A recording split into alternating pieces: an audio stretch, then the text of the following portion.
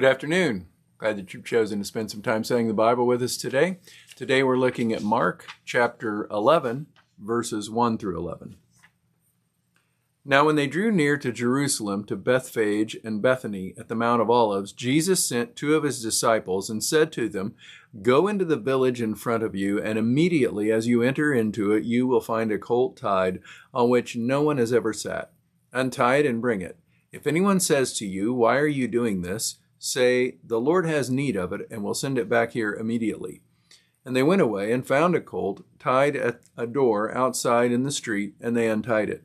And some of those standing there said to them, "What are you doing untying the colt?" And they told them what Jesus had said, and they let them go. And they brought the colt to Jesus and threw their cloaks on it, and he sat on it. And many spread their cloaks on the road, and others spread leafy branches that they had cut from the fields. And those who went before and those who followed were shouting, "Hosanna! Blessed is he who comes in the name of the Lord. Blessed is the coming kingdom of our father David. Hosanna in the highest." And he entered Jerusalem and went into the temple. And when he had looked around at everything, as it was already late, he went out to Bethany with the 12. So Mark has been taking us along this journey with Jesus, and everything that's been happening for quite a few chapters now has been pointing to this moment when he would get to Jerusalem. And here he is arrived at Jerusalem. Now the previous passage, he was in Jericho, and I learned that Jericho is the lowest elevation city in the world. It's at 800 feet below sea level, and Jerusalem is at 3,000 feet above sea level, and they're not that far apart as far as from point to point on a map. And so to go from Jericho to Jerusalem is always going up. So you might go from, a lot of times we say we're going to go up to Chicago if we live south of Chicago.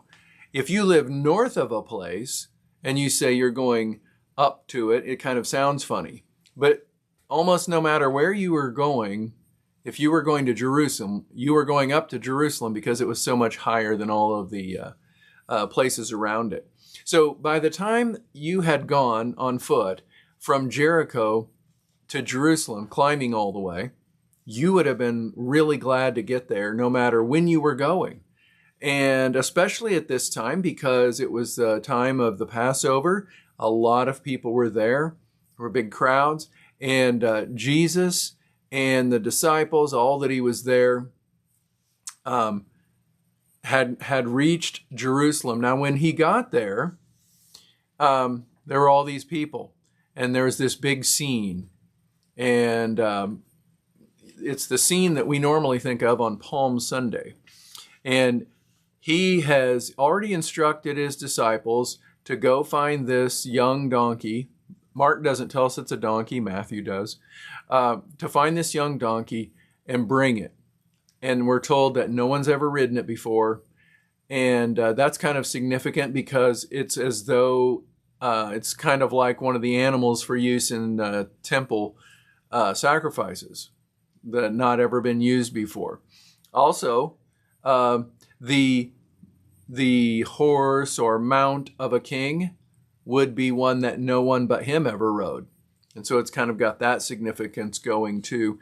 And so Jesus comes riding on this animal into Jerusalem, and people start spreading their cloaks on the ground for him.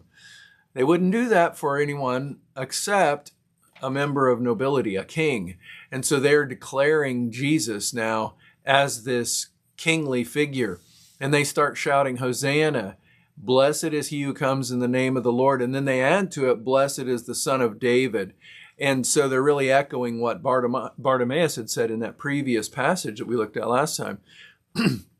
Jesus, throughout all of Mark, has been very private. He's done things very quiet, small crowds. Now you could say, well, the feeding of the 5,000. Okay.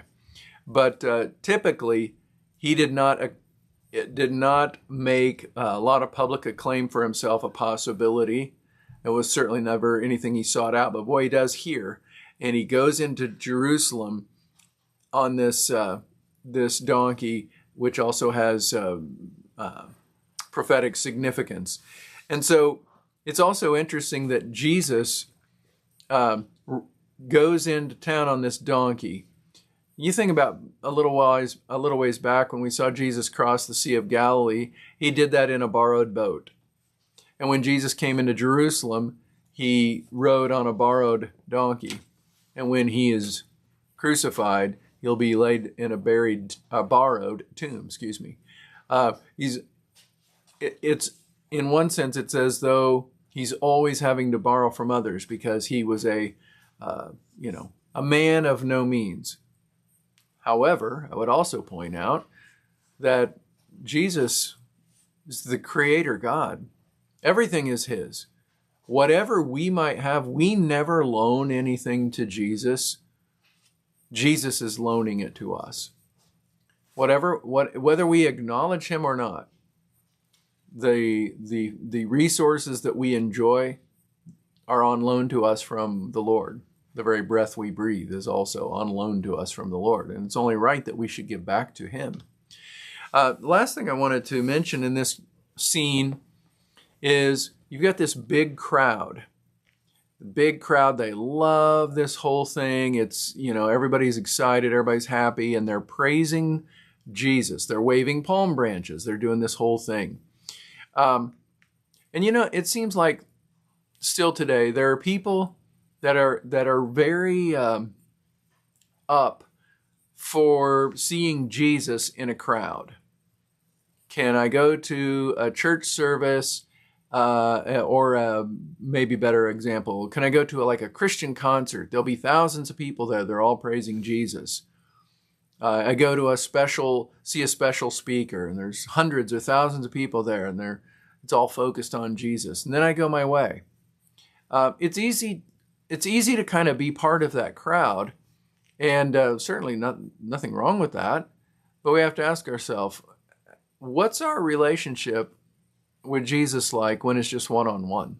Is there a relationship? Or are we just into the crowd scenes? Many of these that are at this crowd, we can say how wonderful it was and how great it was. We know the story. Many of them, just days to come, they're not going to care about Jesus. In fact, the pendulum will swing so far the other way that they'll be turning on him. So it's important that we're not just a fan of Jesus as a member of a crowd, but that we have this one-on-one relationship that he deeply desires to have with us. Well, I hope you're staying in the Word. I hope that you are following along on your reading plan. I heard a few people talking at my church recently about where they were. They're on a plan that has them in Leviticus right now. I have a different plan, so I'm reading in 4 different places every day, but we're all working our way through the Word and learning more about him. I hope you are too. If you ever have any questions or prayer requests, anything like that, please send me a private message, and I'd be honored to do that for you. Have a great afternoon. God bless.